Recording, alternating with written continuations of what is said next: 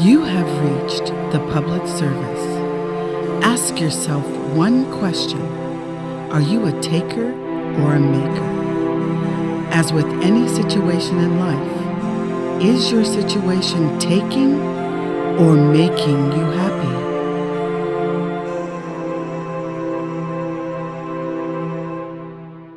This is the Public Service Show, and I'm Sandra. And I'm Kirk. And good morning, good afternoon, and good evening.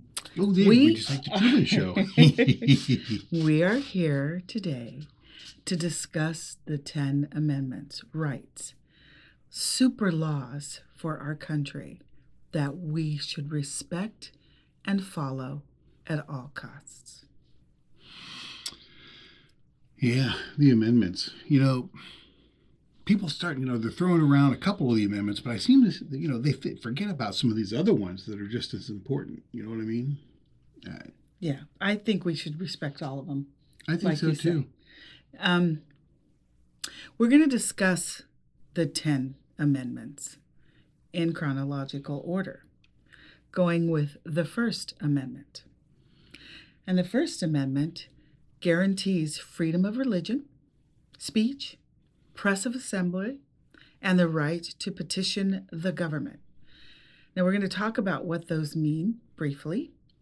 Freedom of religion. Freedom of religion means that whatever you decide to do or not do is okay legally with our government. Supposedly. Yeah, but to also point out that just because they can do what they want with their religion doesn't mean that we have to do their religion. And freedom of speech means that I can stand in front of a camera and I should be able to say and express myself in any way without any repercussions from our government. Or anyone else, for that matter. Just going to say, whoo, yeah. All right. And the press. Lately, we've been watching our press be subdued. According to the First Amendment, our press should be able to do what I am doing right now. Speak freely and have an opinion, and even if it disagrees with who the rulers of our country are right now, it shouldn't make a difference. So the First Amendment covers freedom of speech. The First Amendment also covers the freedom to assemble, protest, speak your mind. Now, we keep in mind that these amendments are to guide all of us, not just some of us. The amendments are just governing rules that we all follow, we're supposed to follow and respect to keep things civil, so that we can all live amongst each other without harming each other and imposing our wills on each other. Because we're a collective, all of our money goes in a pot that's pooled and everything, and we are supposed to be able to have freedom here. That was what America was founded on. And then there's the right in the First Amendment to petition the government, question our government, petition the government to help us stay within the boundaries and without the boundaries or whatever we want to talk to our government about. We should be able to have a dialogue with them. It sounds so simple as you read through it on paper, but boy, in a lot of cases, they certainly like to do their best to make sure that we don't get to exercise in those some particular freedoms. But right now, we're going to explain them, and then we'll talk about what we're not allowed to do and what we're allowed to do, right? Yep. Okay, that's Sandra's way of get on to the Second Amendment, Kirk. Moving on, then we'll discuss it. Second Amendment protects the right of the people to keep and bear arms. So just like it says, within parameters and realistic governing laws, we should be able to keep firearms in our home. That's right. For use. So in other words, if you're in a state that says that you cannot personally have firearms. Those are the state rules.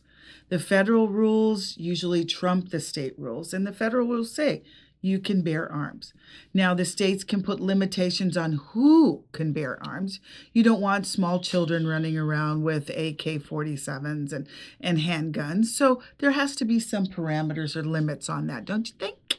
I have small children. I've had small children. The last thing I would give them is a loaded firearm. Okay? Oh, yeah. Especially when they're in timeout.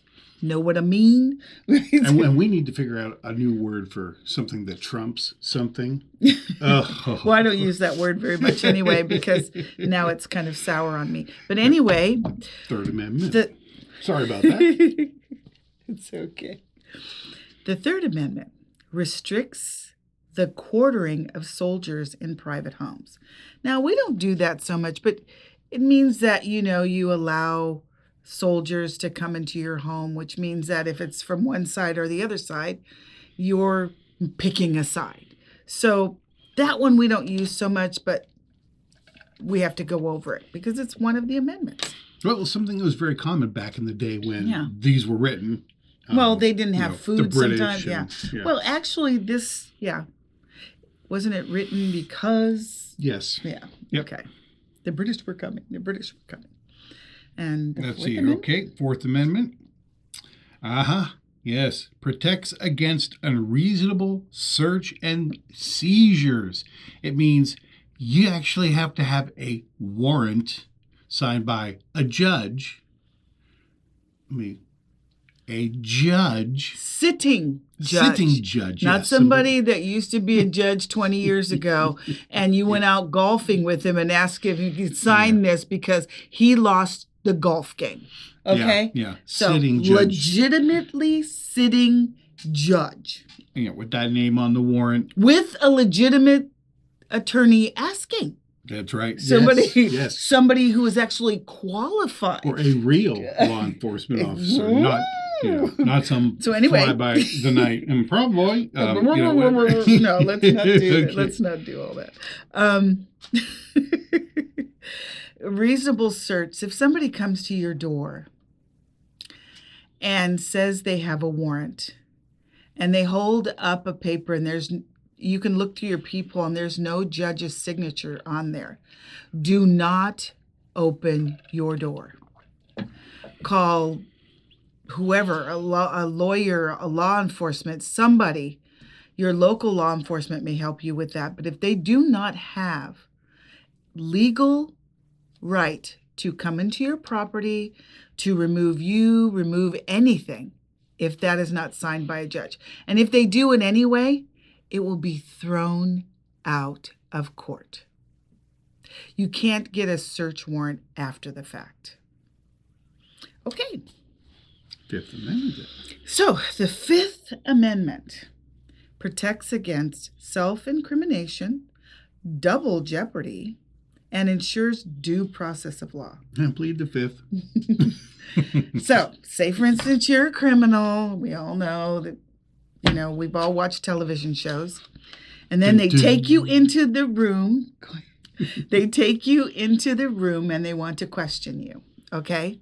Now, right now we're having problems following the law. Let's just say. So, when you go into that room, I am imploring you, whether you're innocent or guilty, to ask for an attorney the minute you walk in. Why am I saying that? Because you will not self-incriminate yourself. Because they have to give you an attorney. If they refuse to give you an attorney, every time they ask you a question, which is being recorded, say, I want an attorney. I saw that on Law and Order, and it really works because I looked it up. And it is true. They cannot force you to answer questions for any reason. They can lie to you. Just keep that in mind. They can deceive you, but they cannot refuse you an attorney if you're a citizen of this nation. So, self-incrimination, don't do it. Double jeopardy.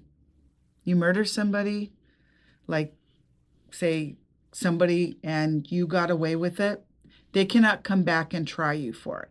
But warning, people, there is no statute of limitations on murder. That's right. When you're on your deathbed, they can come and arrest you. Yep. So keep that in mind before you pull the trigger, stab the person, poison them, whatever you plan on doing.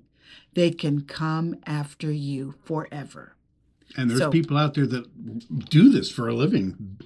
They'll be coming to find you. Mm-hmm. So. Sixth Amendment. Oh, and ensures due please. process. Due process is you're asking for a lawyer, you're asking for somebody to represent you, and they have to do that because that's due process. It can't be that it's loaded over here and anybody can say anything and you can't protect yourself. It has to be fair. So when and if you do go to jail or prison, they gave you a fair trial. Yeah, they can't just put you in there and throw away the key. Nope. All right. That was the fifth. Okay, Sixth Amendment guarantees the right to a speedy and public trial. This is criminal infractions, the right to counsel, and the right to confront witnesses.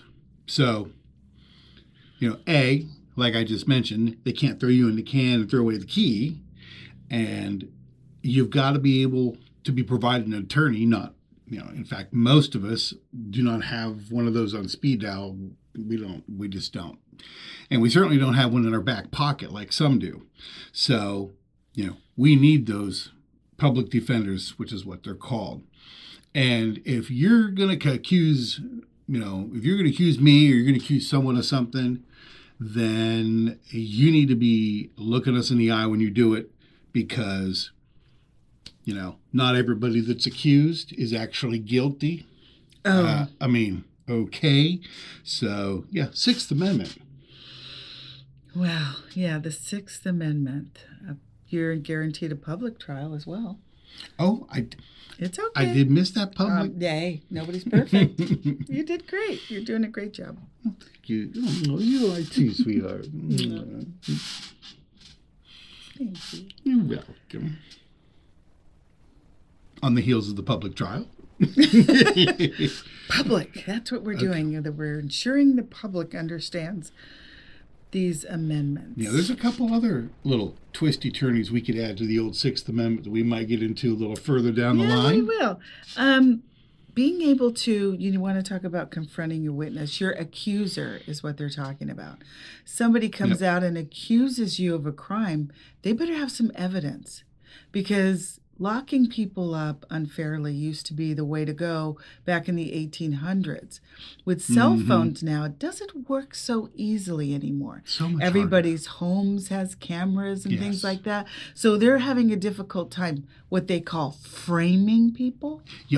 And let's yes. So this would fall right underneath this amendment right here, confronting your witness. I'm not speaking of anybody. I'm just saying that I have seen some creative writing and some framing. And now I actually have to, because I hate cell phones in some ways, because it doesn't leave you downtime unless you take it. But right now, cell phones have been wonderful getting innocent people off, as far as I'm concerned. A lot of innocent people have been framed and lied upon and everything, and cell phones have saved them. So, that invention, high five for that. I would like to rephrase that it's not getting the innocent off. Yeah. It's actually saving them. Proving the liars guilty. Right. I mean, because you're innocent, you shouldn't have to be gotten off. In fact, somewhere in all of this mess, there's this whole, you're actually innocent unless proven guilty. But that, bringing that to the surface the way that it is, we always used to blanketly believe everything that we heard about people until cell phones. And then cell phones would come up and things would be contradicted. And we were like, wait a minute. Yeah. That's not exactly what I heard, not even close to what I heard, which is not good. But now people are having to be more honest because we have the cell phones to say, that's not what happened. And here's the visual proof. And visual proof is way more powerful to a jury than an oral statement. So Pictures worth pull 1,000 words. out your phones when something you see isn't right. Videotape, videotape, videotape. Yeah, do it. So that's a really good amendment there. Keep videotaping. Rodney King. So where this all began. Yeah, I'm still shocked at that. The Seventh Amendment guarantees the right to a jury trial in civil cases. Civil cases. Okay, your neighbor dug up your front yard. Not on purpose. She hired somebody to put a sprinkler system in and they missed a number and your yard is jacked up. And you come home from work and you see these people sweating and working and digging up your front yard. Mm-hmm. You ask them, what the heck are you doing? Well, we're putting your sprinkler system in. What sprinkler? I have a sprinkler system. The neighbor comes home, oh, this yard over here. And she goes, I'm sorry. And the workers leave your yard tore up and go fix hers. Didn't even fix yours, but you're looking at your yard going, hey, Judy, are you going to fix this? I didn't do it. It's their fault. And so you're caught between a company and your neighbor. And so you look at your yard, you take photographs of it, you go to bed that night going, I'm pissed off. And so you got to figure out what to do. So then you go to your yellow pages, online, Google, whatever. And you say, I need an attorney or somebody to help me with this. And you talk to them for their 5 minutes of free and you say, and they go, file a civil suit. Get an estimate on how to fix it and file a civil suit. So you go down and you file a civil suit for a few $1,000s or what it costs to repair. And it is against the company and the neighbor because the neighbor hired the company. It is not your fault or that the company didn't read it properly. You're just the damaged party. So in a civil suit, you are entitled to a jury trial, which is kind of cool because you can go in there and say, you know what? I came home from work and they tore up. Look at the pictures. And everybody in the jury's going to go, oh, that's terrible. And so you win. So you had to spend all that money. So I would sue for the cost of filing the lawsuit plus the repairs. And of course, it's going to piss your neighbor off a little bit, right? Yeah. But your front yard is gorgeous now because you hired a suitable company to fix it. So that's what a civil suit is. You know, I wonder how many lawsuits in the United States are neighbor-on-neighbor civil suits. I'll bet you the number is staggering. Could be. I'll have to do some research on that. Okay. Let's see here. Eighth Amendment prohibits excessive bail and cruel and unusual punishment. Now, I find that, doesn't anybody find this interesting, how we continually have these ridiculous discussions about bail and putting a monetary number around someone being free? I mean, there are people who are in jail who have been in jail for years because they simply couldn't afford the bail. I'm not sure how egregious that has been, but I know it's a problem, and yeah. Pick me. I heard a story recently about the prison in New York. Isn't it Sing Sing or something? Oh, Rikers. Oh, is it Rikers? Rikers. That has people in there for years. And why are they for years? Because they don't have $100 to bail themselves out. And if I'm not mistaken, Rikers is a for-profit prison. Oh, yeah. Not a state-run prison because states don't make money off of it. But for-profit prisons, they make money off. You know how they make money off of it? Issuing you citations to keep you in there longer, which adds to your time. And every day that you're in there, they make more and more money. So there's really no incentive for letting you out.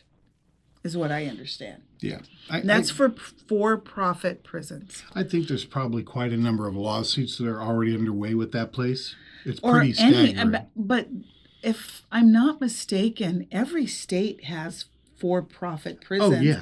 And I don't think that we should be making money. The one thing that I understand is that it doesn't solve crime. Crime doesn't go down because of these prisons. No. People still do drugs. People still make mistakes.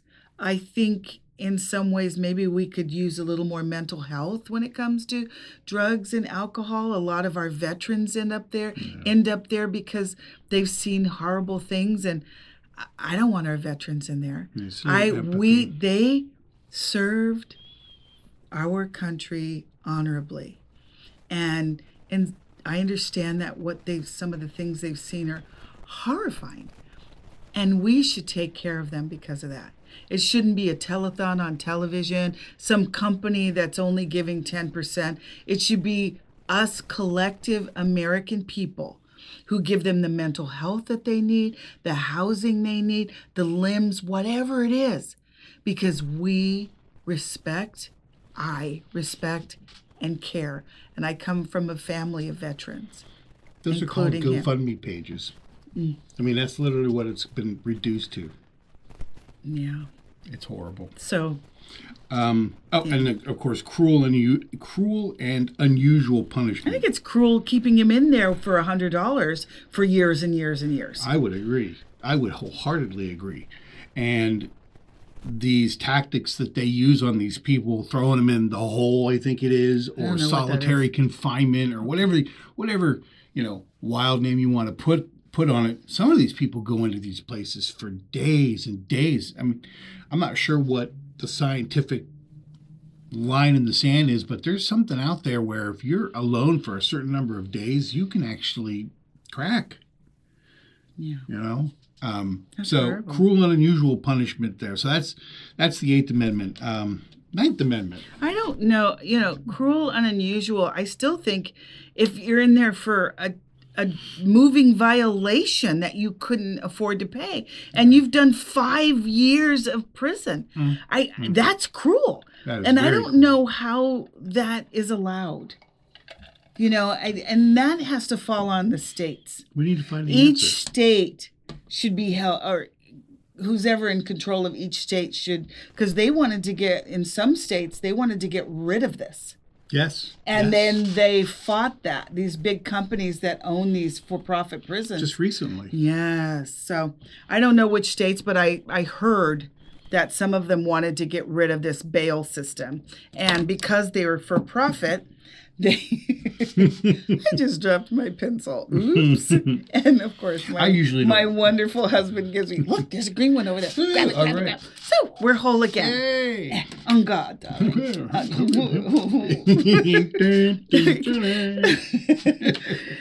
The Ninth Amendment states that the enumeration of specific rights in the Constitution does not deny or despair other rights retained by the people.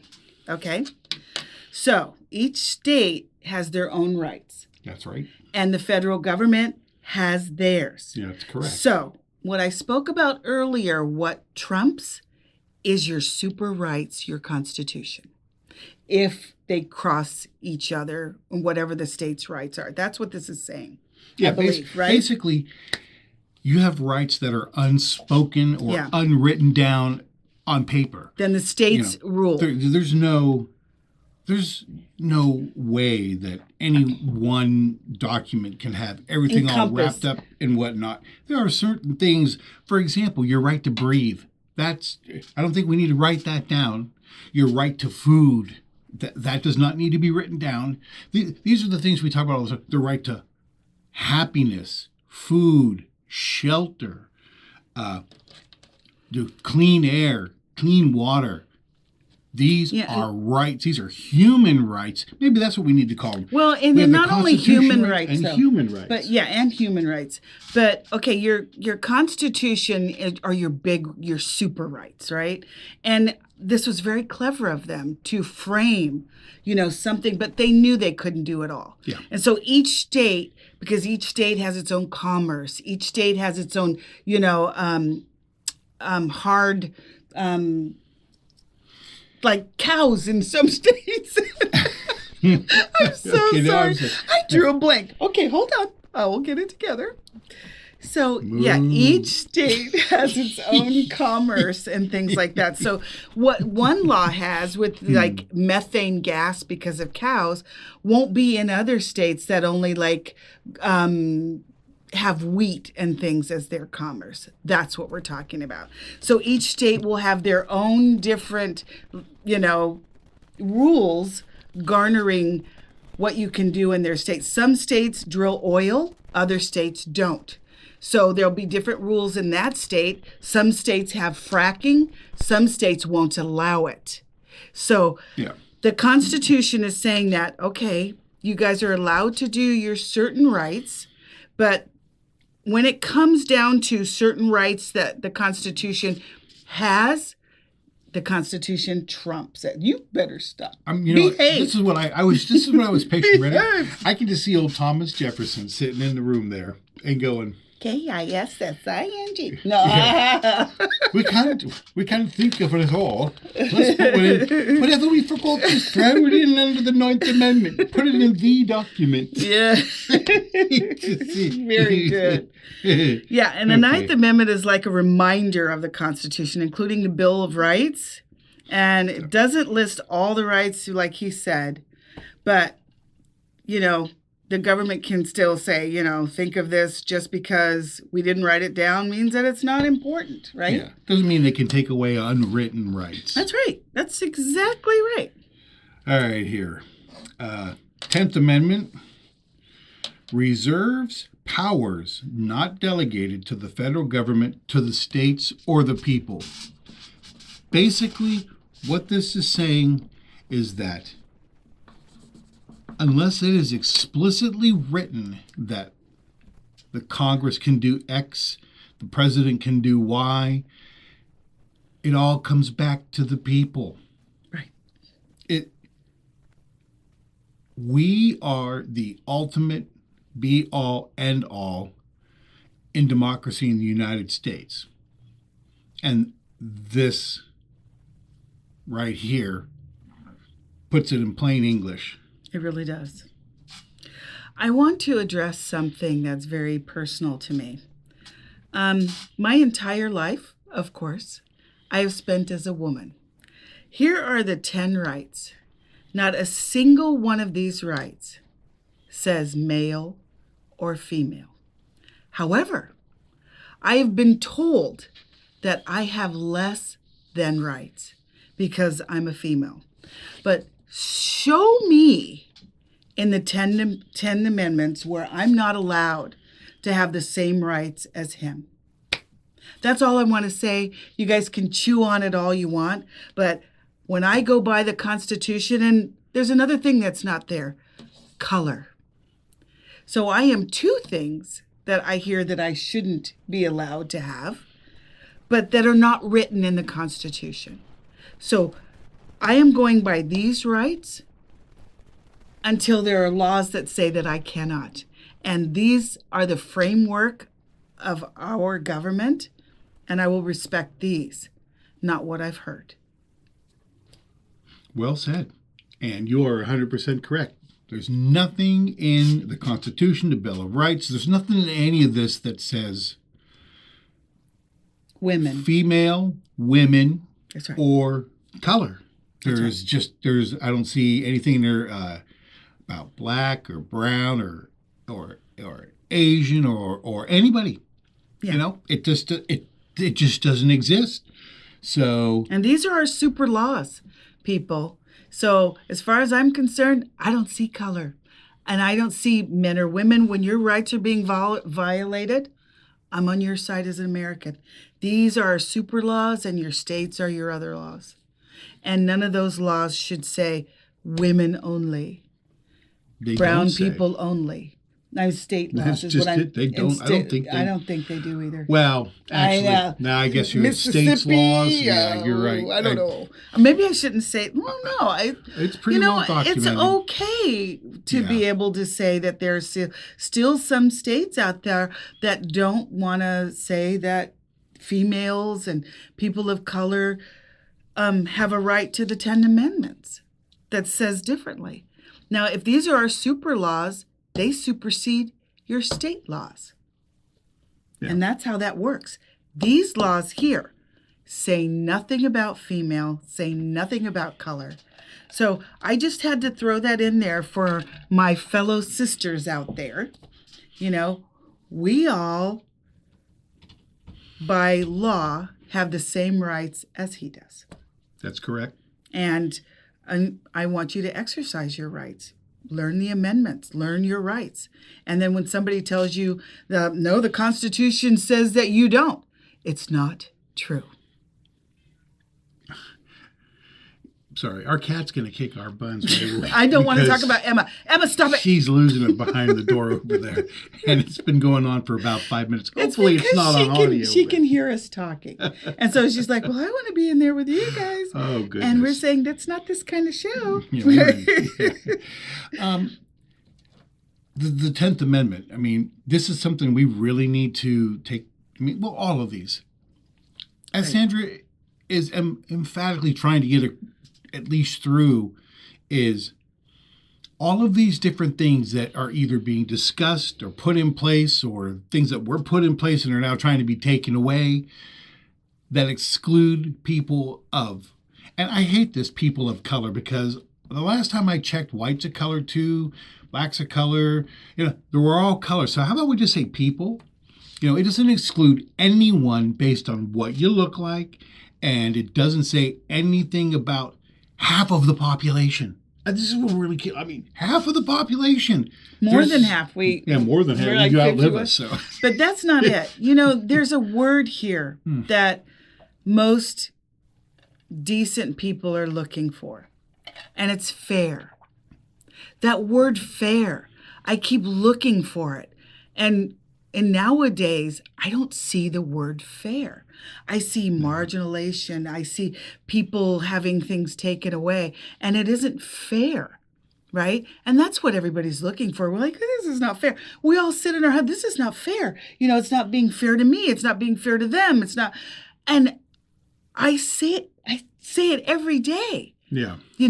How do we we're not a perfect country. Let me just lower the tone here.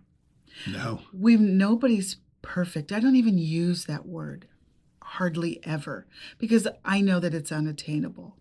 However, but some nations have found ways to be fair.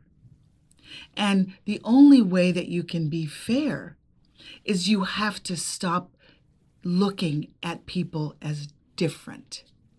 They're not different. Right. They bleed, they cry, they feel pain, they feel joy, they feel happiness. So what we're all looking for, us general people, us everyday people, I'm an everyday people. I'm looking for my neighbor, myself, my husband, my children to be treated fairly. It's our money that runs this country. Treat us fairly with our own money. I mean, it's such a novel concept to treat us. We pay taxes and we vote people to go to utilize those taxes to better everybody. And somewhere along the way, you have a certain group of people that seem to think that all there is only for them. And everybody else gets to work hard every day and contribute, and then be told ultimately no. Right. And it isn't fair. And definitely I can speak on the behalf of white males. We've had it unfairly in our advantage for far too long. Thousands of years too long. How about we go that, so everybody gets to say, everybody women, men, black, brown, white, everybody. And when we reach that point and everybody feels like they've had a fair say, usually decisions are made in the positive. It does. You- And it benefits everybody. Everybody. And I understand there's a lot of people out there that may not agree with me, which is fine, because some of you do not understand my experience navigating the United States. Because of my skin color and my sex, things are different. And I respect that. However, that's no excuse not to learn, not to try to learn. It's no excuse not to have empathy. And there really is no excuse to not want to be fair. Yeah. And for those people who don't want to be fair and continue down that path, Stop. the Punisher. This is our Constitution. That's right. The Punisher. That's right. And I love that. Now that we've discussed the 10 Amendments and women's rights, because it had to be said, because like I said, nowhere in the amendments does it say that women should be marginalized. So, in solidarity with all of my American sisters, fight for your rights. But on a different note, it's even deeper than that right now. We're in a situation right now where things are so unfair. And I want you to take your head out of the books and off the television and do what feels right and good. And let's lift each other up. I want to see positive results. This is very difficult for me you can ask him, getting in front of a camera and trying to inspire people to fight for their rights. Right? So all I want to do is give you the information and I'll be right beside you, saying, yay, let's do this. Right? Yeah. So with the Constitution behind you, in front of you, beside you, wear it. You have a right to speak. You have a right to assemble. You have a right to your religion. So keep that in mind. And you have a right to talk to your government. That's that First Amendment that we see them trampling on right now. You have a right to your religion, your freedom of speech, your press, assembly, and talk to your government peacefully. Can I make one small adjustment there? No, we're not going to use the Punisher. No, we're not going to use... No, I'm just kidding. Freedom of speech. Yeah. Let's make sure we put some parameters around what that actually means, because some people literally take it to the nth literal degree, whatever you want to call it, and their viewpoint is they get to use the freedom of speech, full stop. You don't get to reciprocate to their free speech. And there's a lot of people right now who... Oh, and there are limits, though. You're not allowed to threaten Well, people. I was going to get to that point. point. Oh, my apologies. But the people who are on the other, who are receiving, they're not always going to react the way you think that they might react. You get to say something, but they're free to react the way they want to. So when you're using your free speech, think about what you're saying. Hateful, mean, nasty, name-calling, swearing. What does that teach? It teaches nothing. That's the interesting thing that I watch in social media is the name calling and things like that. I go, what are you teaching us? That you're quite good at name calling? Well, all that does is shut the door between what you wanted to so-called teach somebody. Because the minute you call someone names, the first thing they do is shut down. That's right. Now, when somebody comes at me with some intellect and some intelligence and says, look, I don't agree with you because of this, and they spell it out. They don't have to call me a name. They don't have to belittle me. They don't have to tell me that I'm not worthy to be on a planet. All they have to do is say, okay, here's the subject, and here's my take on it.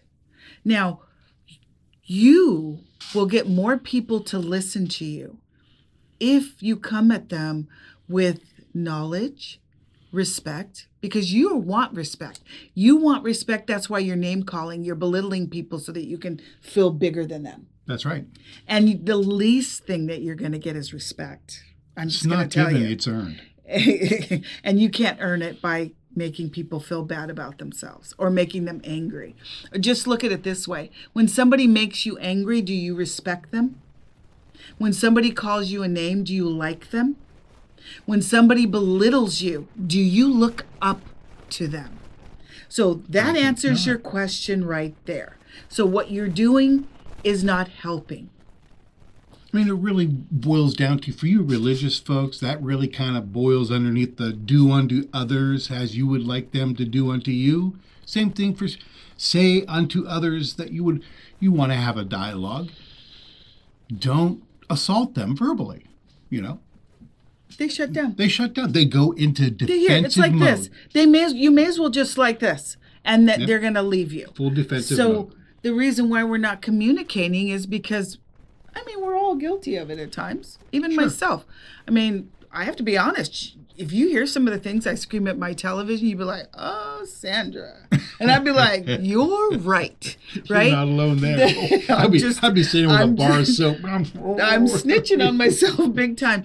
But when I want somebody to hear me, the last thing you're going to catch me doing is belittle them. I want them to hear me, and they can still disagree with me because I'm intelligent enough to know that not everybody feels the same way that I do.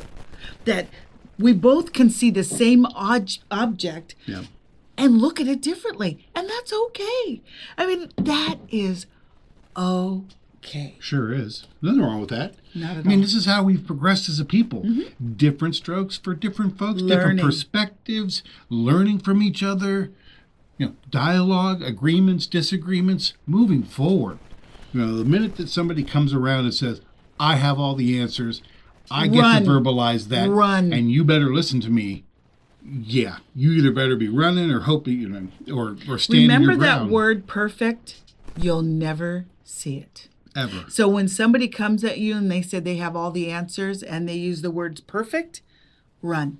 But I would listen to the person and go, I may not have all the facts, but this is what I gathered. I will trust them before I will trust the perfect person. Oh, yeah. Okay. Yeah. So, wow, really perfect. As I'm getting kicked off the cliff over here because they have the perfect solution to my existence.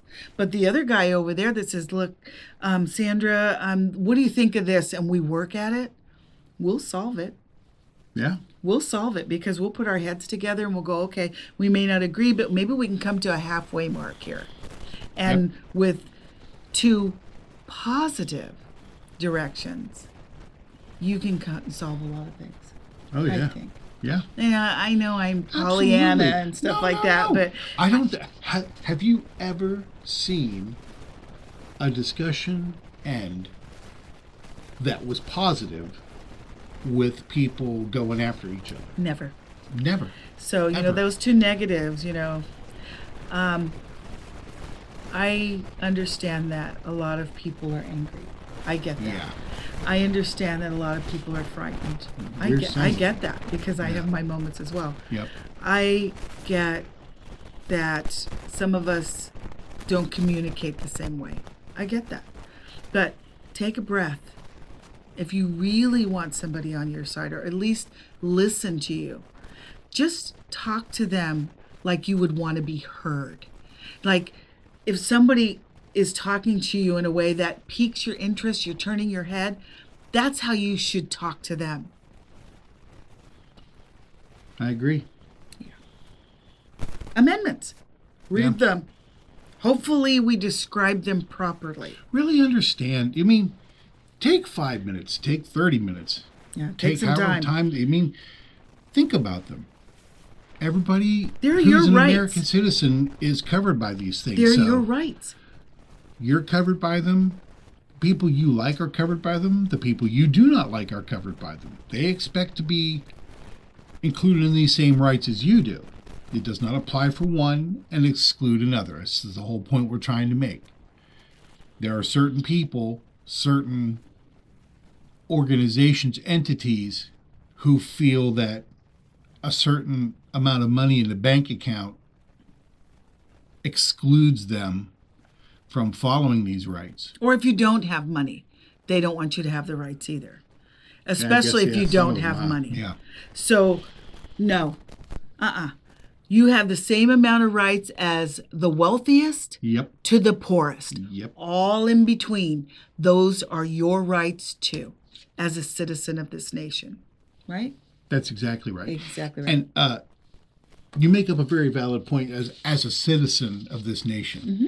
But keep in mind that there are specific rights for the people who aren't citizens. That's true. That, protect you as well. They thought of that.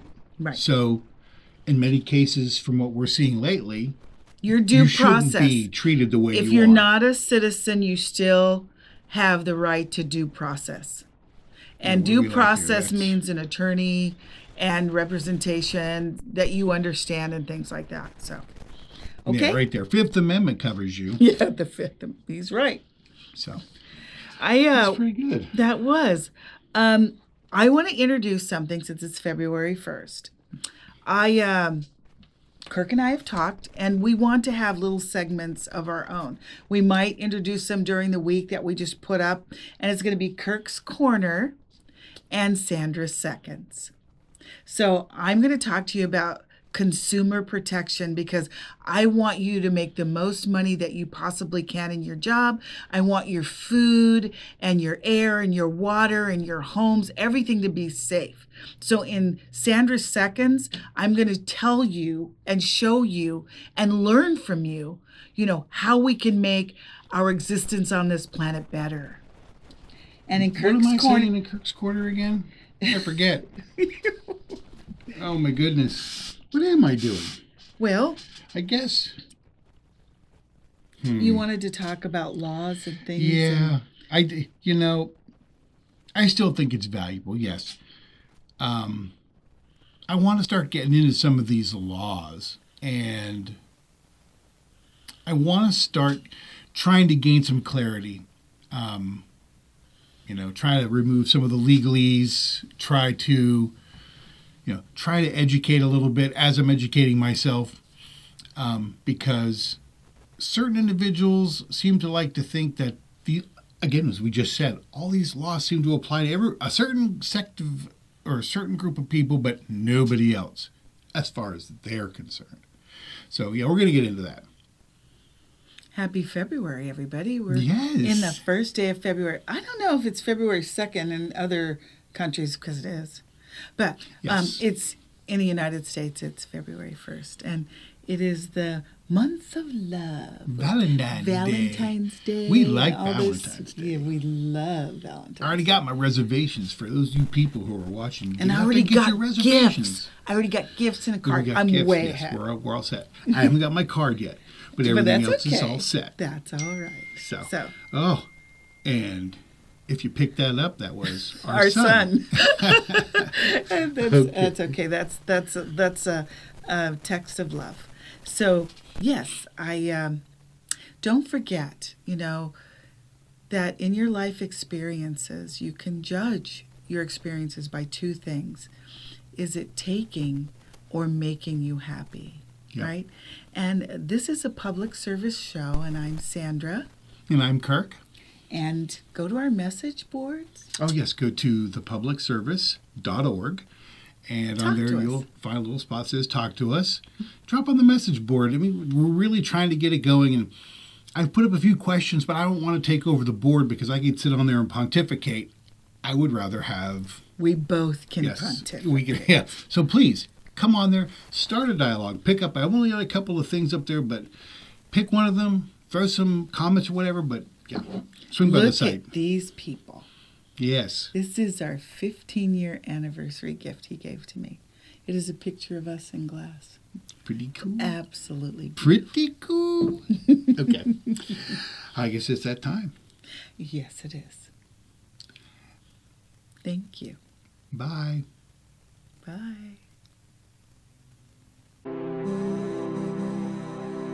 You have been watching a public service show. America is part of a global community. Sandra and I are well aware that the American experience had the hope for freedom. America isn't perfect by any means, and we are currently having our freedoms tested.